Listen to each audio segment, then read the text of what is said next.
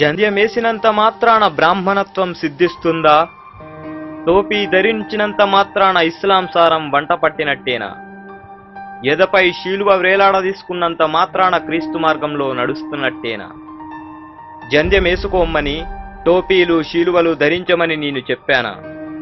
నేను మిమ్మల్ని మీకోసం ప్రకృతిని సృష్టిస్తే మీరు ఇష్టానుసారం కుల మతాలను సృష్టించుకొని చంపుకుంటూ చివరికి నా కోసమే అని సమర్థించుకుంటారా?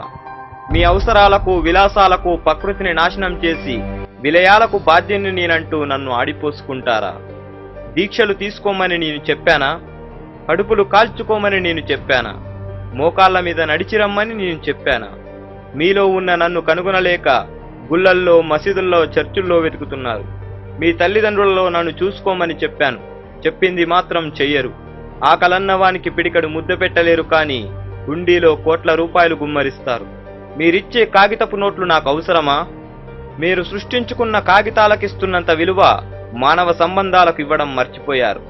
ఎప్పటికైనా మీరు నా దగ్గరికి రావలసిన వారే అన్న స్పృహ లేకుండా బ్రతుకుతున్నారు. చనిపోయిన తర్వాత మిమ్మల్ని చుట్టే వస్త్రానికి జేబులుండవు. సంపాదించిన సొమ్మును దాచుకోవడానికి నీ సమాధిలో బీరువాలు ఉండవు. చనిపోయిన తర్వాత మీ ప్రలోభాలకు లొంగి లంచం తీసుకొని మిమ్మల్ని స్వర్గానికి తీసుకొచ్చే వారెవరూ ఉండరని గుర్తుంచుకోండి. మిమ్మల్ని సృష్టించి తప్పు చేసి మీ చేతిలో ఆటబొమ్మనయ్యాను.